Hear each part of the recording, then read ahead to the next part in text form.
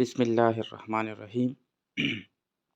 موږ نن د 9th کلاس بایولوژي چپټر نمبر 1 آغاز کو. د یونټ نمبر 1 چې کوم دی هغه د انټروډکشن ټو بایولوژي. په دې چپټر کې به موږ د بایولوژي باره کې سټډي کو چې بایولوژي تعارف څه دی. نو سٹارټ نه به موږ سٹارټ واخلو. دلته به موږ وایو چې بایولوژي از د ساينس اف لایف. کو موږ وګورو نو دلته موږ ته وی چې بایولوژي د زندګۍ علم دی، ساينس دی. اوس زندګي چې کوم دی نو دا د کوم یو څیز دی؟ د لیوینګ تھینګز دی، یعنی هغه څیز صادرونکي څیز چې کوم دی د هغه زندګي. نو لایف مطلب لیوینګ تھینګز دی. دلته موږ داسې ویلی شو چې بایولوژي از د سټډي اف لیوینګ ارګانیزم، یعنی د لیوینګ تھینګز چې کوم صادرونکي څیزونه دي د هغې په باره کې چې کوم موږ علم حاصلو نه دې ته موږ بایولوژي وایو. اوس موږ که وګورو نو د بایولوژي دا لفظ چې کوم دی دا د ګریک زبان د یوناني زبان نه حاصل شوی دی او دا د دوو الفاظو مجموعه ده، یعنی بایو او دویم لوجی مطلب لوګس. د بایو معنی ده په یوناني زبان کې، په ګریک زبان کې لایف زندگی، او لوګس مطلب دی ټو سټډي مطالعه کول. اوس د دې هسټري څنګه ده؟ دا په 1736 کې په لومړي ځل باندې د سویډن یعنی سویډش ساینټسټو کارلینیس نوم یې و، په لومړي ځل د بایولوژي دا لفظ استعمال کو. دې مطلب دا نه ده چې په 1736 کې د لیوینګ ارګانیزم سټډي شروع شوه. د دې نه مخکې هم د لیوینګ ارګانیزم باره کې سټډي کېدله، خو په 1736 کې کارلینیس لومبني ساینټسټ و چې د بایولوژي دا لفظ چې کوم دی نه دا استعمال کو. نو دې کې بایولوژي کې موږ څه زده کړو چې بایولوژي چې کوم دی نو دا د سټډي ده د لیوینګ ارګانیزم. په دې کې موږ دنیا کې چې څونه لیوینګ ارګانیزم دي، څونه صادرونکي څیزونه دي چې د هغې علم موږ سټډي کو نو دې ته موږ بایولوژي وایو. اوس بایولوژي چې کوم دی نو په درې غټ ډیویژنز کې، په درې غټو ګروپونو کې تقسیم کړی ده. په هغې کې لومبنی چې کوم دی نو باټني ده، اټ از د سټډي اف پلانټس. په باټني کې موږ د بوټو مطالعه کو، یعنی موږ که وګورو نو په لیوینګ ارګانیزم کې موږ سره بوټي هم شامل دي، ځناور هم شامل دي او نور مایکرو ارګانیزم هم شامل دي. خو چې کله په بایولوژي کې موږ صرف د بوټو سټډي کو نو دې سټډي ته موږ باټني وایو. دغه شانتي دویم نمبر زوالوجي دی، اټ از د سټډي اف انیمل. چې کله موږ په بایولوژي کې صرف د ځناورو سټډي کو نو دې ته موږ زوالوجي وایو. او دریم نمبر ډیویژن موږ سره دی مایکرو بایولوژي. د دې لفظ کو موږ وګورو نو دا هم موږ سره یو موږ سره دی مایکرو او بل دی بایولوژي.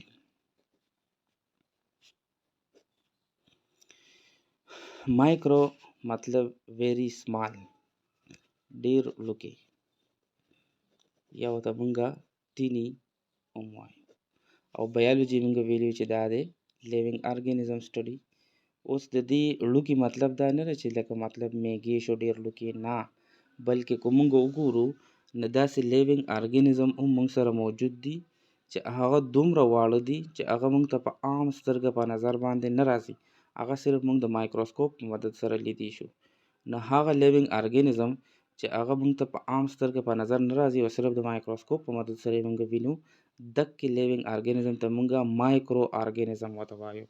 نو چې کله موږ په بایولوژي کې صرف د مایکرو ارګانیزم سټډي کو نو دغه علم ته موږ مایکرو بایولوژي وایو. لکه څنګه چې وایرس دی، بیکټیریا ده، یا نور مایکروسکوپیک فنجای چې کوم دي. اوس په موږ راشو برانچز اف بایولوژي ته. چونکې د بایولوژي چې کوم دا علم دی دا ډیر په تیزۍ سره خورېږي، د دې وجې چې کوم دی نو د دې سټډي کو موږ یو ځای کو نو دا به زموږ دپاره مشکل وي. نو د اسانتیا دپاره د دې ښه سمج د اخیستو لپاره چې کوم ساینټیسټ دي هغې د دې په ګروپونو کې، په برانچونو کې، په شاخونو کې تقسیم کړي دي. په هغې کې لومبنی چې کوم دی نو موږ سره مارفالوجي دی. مارفالوجي موږ سره چې کوم دی نو اټ از د سټډي of form, shape and structure of organism. چې کله موږ د لیوینګ ارګانیزم قسمونه سټډي کوو، لیوینګ ارګانیزم په مختلف قسمونو کې دي، دغه شان د لیوینګ ارګانیزم شکلونه هم مختلف دي، او د لیوینګ ارګانیزم چې کوم سټرکچر دی، په سټرکچر کې موږ ساخت چې کوم دی، په دې کې موږ دوه شیزونه سټډي کوو. په سټرکچر کې چې کوم دی نو سایز اینډ شیپ دا دواړه راځي. چې کله موږ د لیوینګ ارګانیزم قسمونه، شکلونه، دا سټرکچر ساخت سټډي کوو، نو دې علم ته موږ مارفالوجي وایو. دویم نمبر موږ سره اناټومي دی is the study of internal structure of living organism. د living organism د یو جسم چې کوم دننه سټرکچر دی، مطلب دننه چې کوم هارت دی، کډنی دا، لنګز دی، نو چې کوم دننه سټډي ده د living organism د جسم، هغې ته چې کوم دی موږ اناټومي وایو. دریم نمبر موږ سره چې کوم دی نو هیسټولوجي ده. Histology is the study of composition, structure and function of plant and animal tissue. په هیسټولوجي کې موږ د پلانټ د انیمل مکمل چې کوم ټیشو را د هغې سټډي کوو. اوس ټیشو څه ته وي؟ څنګه چې موږ ته پته ده چې ټول لیوینګ ارګانیزم د سیل نه جوړ دي. ټول لیوینګ ارګانیزم چې کله موږ مایکروسکوپ کې وګورو نو دا به موږ سره داسې د چیمبر نه جوړ چې ته موږ سیل ورته وایو. اوس دا سیل چې کوم دی نو په دې کې بیا مختلف قسم نیوکلیس او ارګنلیز دا مختلف قسم سټرکچر موجود دي. اوس چې کله موږ وګورو نو ټیشو بعد یي د ګروپ اف سیلز، هغه سیلز چې هغه یو ګروپ شکل جوړ کړي او هغې چې کوم کار دی هغه سیم وي، د ټولو فنکشن چې کوم دی هغه سیم وي. لکه مثال کې طور پر که موږ ریډ بلډ سیل والو، ریډ بلډ سیل، نو ریډ بلډ سیلز چې کوم دي نو دا چې کله بلا شي صرف ریډ بلډ سیلز را یوځای شي نو دغې ګروپ ته چې کوم دی نو موږ ټیشو ورته وایو، ځکه چې د دې سیم فنکشن دی. د دې سیم فنکشن څه دی؟ مطلب دی اکسیجن چې کوم دی نو ټول جسم ته ترانسپورټ کی. د دې نه علاوه دی چې کوم فوډ دی هغه هم ټول هر یو سیل ته چې کوم دی نو ترانسپورټ کی، یا چې کوم ویسٹ پروډکټ دی کاربن ډای اکساید یا نور، نو هغه هم چې کوم دی نو ترانسپورټیشن کې د هغې کار ورکوي. نو اوس که موږ وګورو نو ریډ بلډ سیل چې کله بلا شي ریډ بلډ سیل را یوځای شي او چونکې د دې ټولو فنکشن سیم دی نو دې ګروپ اف سیل ته چې کوم دی نو موږ ټیشو ورته وایو. دغه شانتې صرف وایډ بلډ سیل چې بلا شي را یوځای شي او هغه یو خاص ګروپ جوړ کړي نو دغې ته خاص فنکشن ورکړي نو دغې ته چې کوم دی نو موږ ټیشو ورته وایو. نو چې کله موږ د لیوینګ ارګانیزم ټیشو، که هغه د پلانټ ټیشو ده، که هغه د ځناورو ټیشو ده، چې کله موږ د هغې کمپوزیشن، مطلب دا د څه نه کمپوز ده، په څه نه جوړه شوې ده، د هغې سټرکچر، ساخت، د هغې کار ټول سټډي کوو، نو په بایولوژي کې دې علم ته موږ هیسټولوجي وایو. ورپسې چې کوم دی نو فزیولوجي ده deals with the function of different parts of organism and the activities occurring in them. چې کله موږ د لیوینګ ارګانیزم مختلف چې کوم حصې دي هغه سټډي کوو او هغې فنکشن څه دی، هغې کې کوم اکټیویټیز کېږي. لکه مثال کې طور پر په لیوینګ ارګانیزم کې موږ انسان مثال وایو، د هغه لاسونه دي، سترګې دي، پوزه ده، غوږونه ده، او د هر یو چې کوم دی نو مختلف فنکشن، مختلف اکټیویټیز هغه کې، نو دې سټډي ته موږ فزیولوجي وایو. پنځم نمبر موږ سره چې کوم دی نو ایمبریولوجي دی deals with the embryo and the phenomena involved in the formation of embryo and its development into living organism. په ایمبریولوجي کې چې کوم دی نو موږ د دې ایمبریو سټډي کوو. ایمبریو چې کوم دی نو څه ته وي؟ دا انبرن بیبي، د مور په خېټه کې چې کوم ماشوم چې کوم ټایم پیدا نی او هغه مور په خېټه کې، نو دغه ته چې کوم دی نو موږ ایمبریو وایو. اوس په مور په خېټه کې چې کوم دی نو دا ایمبریو څنګه جوړیږي، د دې کوم کوم سټیپونه باندې کوم ډیولپمنٹ په دې کې کېږي او دغه ایمبریو نه دننه چې کوم دی خېټه کې دننه څنګه ماشوم اپسپرنګ اولاد جوړیږي، دغه ټول سټډي ته چې کوم دی نو موږ ایمبریولوجي وایو. ورپسې چې کوم دی نو موږ سره ټیکسانومي دی is the study of classification of organism and their scientific naming. چې کوم لیوینګ ارګانیزم دی د هغې ګروپ بندي به موږ څنګه کوو، یعنې ټول لیوینګ ارګانیزم که موږ وګورو نو په 5 کینګډمز کې تقسیم کړي چې هغې ته موږ 5 کینګډم سیسټم اف کلاسیفیکیشن وایو. پر اروان ټاپکس کې به هغه موږ سټډي کوو. نو دغه شانتې که بیا موږ کینګډم انیمیلیا وګورو نو هغې په ورټیبریټ انورټیبریټ کې تقسیم کړي دي. نو ټول لیوینګ ارګانیزم د سټډي اسان کولو لپاره هغه په ګروپ بندو کې تقسیم کړي دي، بیا هغه نور سب کلاسیفیکیشن د هغې کړی دی. نو د دې سټډي او د دې نه علاوه هر یو لیوینګ ارګانیزم د یو خپل ساینسي نوم ورکړی شوی دی، هغه به مونږ بایونومیل نومنکلیچر کې پوره ډیټیل سره وایو. نو د بایولوژي کې چې کله مونږ د لیوینګ ارګانیزم کلاسیفیکیشن او د هغې ساینټیفیک نیمینګ سټډي کوو، نو دې ته چې کوم دی نو مونږ ټیکسانومي وایو. ورپسې چې کوم دی نو سیل بایولوژي دی. سیل بایولوژي ته دویم نو مونږ سایټالوژي هم وایو، د سټډي آف سیلز اینډ دیر ارګانیلیز. څنګه چې مونږ ته پته ده چې ټول لیوینګ ارګانیزم د سیلز نه جوړ دي. چې کله مونږ د سیل سټډي کوو او په سیل کې دننه چې کوم پروډکټس دي ارګانیلیز دي د هغې سټډي کوو، نو دې ته چې کوم دی نو مونږ سیل بایولوژي وایو. ورپسې چې کوم دی نو پیلیونټالوژي ده. پیلیونټالوژي از د سټډي اف فوسلز اف فاسټ ارګانیزم. چې کوم د نن نه میلیون سال مخکې چې کوم لیوینګ ارګانیزم دي هغه دفن شوي دي، ختم شوي دي، د هغې چې کوم فوسلز دي، فوسلز مطلب د هغې چې کوم ریمینینګ پارټس دي، چې کوم د هغې بقایا حصې پاتې شوي دي، دغې ته موږ فوسلز وایو. چې کله موږ د هغې سټډي کوو نو هغې ته موږ پیلیونټالوژي وایو. لکه څنګه چې موږ وایو چې پخوا میلیون سال مخکې چې کوم دی نو ډایناسور موجود وو، د هغې چې کوم اوس ریمینینګ پارټس چې کوم دی په ځمکه کې معلومیږي، د هغې سټډي ته چې کوم دی موږ پیلیونټالوژي وایو. اوس که دغه فوسلز چې کوم دی د بوټو وي نو دغې ته بیا موږ پیلیوباټني وایو. که چېرې دغه فوسلز چې کوم دي دغه ریمینینګ پارټس د انیملز وي نو هغه سټډي ته موږ پیلیوزوالوژي ورته وایو. ورپسې چې کوم دی نو immunology دی. deals with the body system of defense against diseasing causing microorganism. زمونږه څه قسم مایکرو ارګانیزم داسې دي چې هغې ته مونږ پیتوجنز وایو. دغه پیتوجنز څه کي دي زمونږه په جسم کې ډیزیز بیماری چې کوم دی نه کاز کي، چې کله دا زمونږه جسم ته په مختلف طریقو سره راشي. زمونږ په دې جسم کې یو داسې طاقت دی، یو داسې قوت دی چې کله دغه پیتوجنز یعنی دغه مایکرو ارګانیزم چې بیماری مونږ کې کاز کی هغه زمونږ جسم ته راشي، نو زمونږ جسم د هغې خلاف فایټ کې جنګیږي. دغې ته چې کوم دی دغې ډیفینس ته مونږ امیون سیسټم وایو.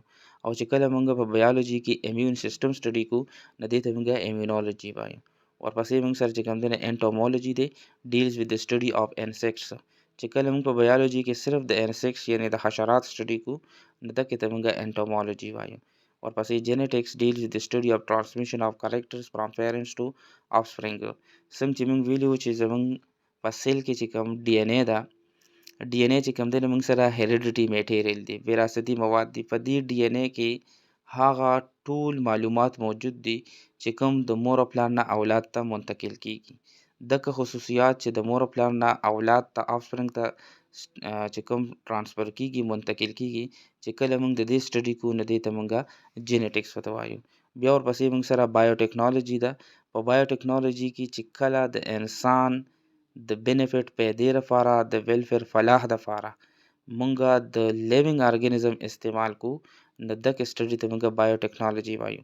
یعنی نن سبا بایوټیکنالوژي ډېر په تیزۍ سره چې کوم دی روانه ده، او په بایوټیکنالوژي کې زیات تر چې کوم لیوینګ ارګانیزم استعمالیږي هغه بیکټیریا ده. د بیکټیریا په مدد سره چې کوم مختلف قسم پروډکټس چې کوم دی هغه جوړیږي چې هغه د انسان چې کوم دی په کار راځي. ورپسې انوایرمنټل بایولوژي ده. انوایرمنټل بایولوژي کې چې کوم دی نو مونږ د لیوینګ ارګانیزم او د هغه ماحول د هغه نه ګیر چاپېر چې کوم ماحول دی د هغې یو بل کې څه ریلیشنشپ دی. یعنې مثال کې طور پر مونږ لیوینګ ارګانیزم یو، ماحول زمونږ نه ګیر چاپېر چې کوم دی نو په هغې کې هوا شته، په هغې کې اوبه شته، په هغې کې سنلایټ شته. دغه ټول چې کوم دی نو د لیوینګ ارګانیزم او د دې ماحول یو بل سره ریلیشنشپ دی، دې ته چې کوم دی سټډي ته مونږ انوایرمنټل بایولوژي وایو. ورپسې چې کوم دی نو پیراسیټالوژي ده.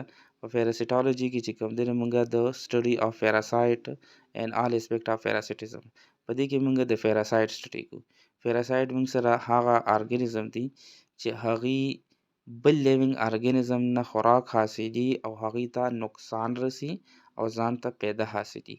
دغه لکه مثال کے طور پر را روان چپټر کې موږ وایو چې ملیریا چې د کم مایکرو ارګانیزم د وجې سټډي کیږي هغې ته موږ پلاسموډیم وایو. دغه پلاسموډیم چې کوم دی نه دا اوس پیراسایټ دی. دا چې کله انسان جسم ته لاړ شي نو دی هغه ته نقصان رسي، ملیریا بیماري ورته رسي. دغه شان نور هم پیراسایټ شته دی چې کله موږ په بایولوژي کې صرف د پیراسایټ سټډي کوو نو هغه علم ته موږ پیراسیټالوجي وایو. ورپسې بیا سوشیو بایولوژي ده. په سوشیو بایولوژي کې موږ هغه لیوینګ ارګانیزم لکه مثال کے طور پر انسانان شو یا چې کوم ګبین مچۍ شوي، میږي شوي، که موږ د دې زندګي سټډي کوو نو دوی یو سماجي یو تعلق چې کوم دی یو بل سره ساتي، یو بل سره ریلیشنشپ بینیفیشیل ریلیشنشپ ساتي.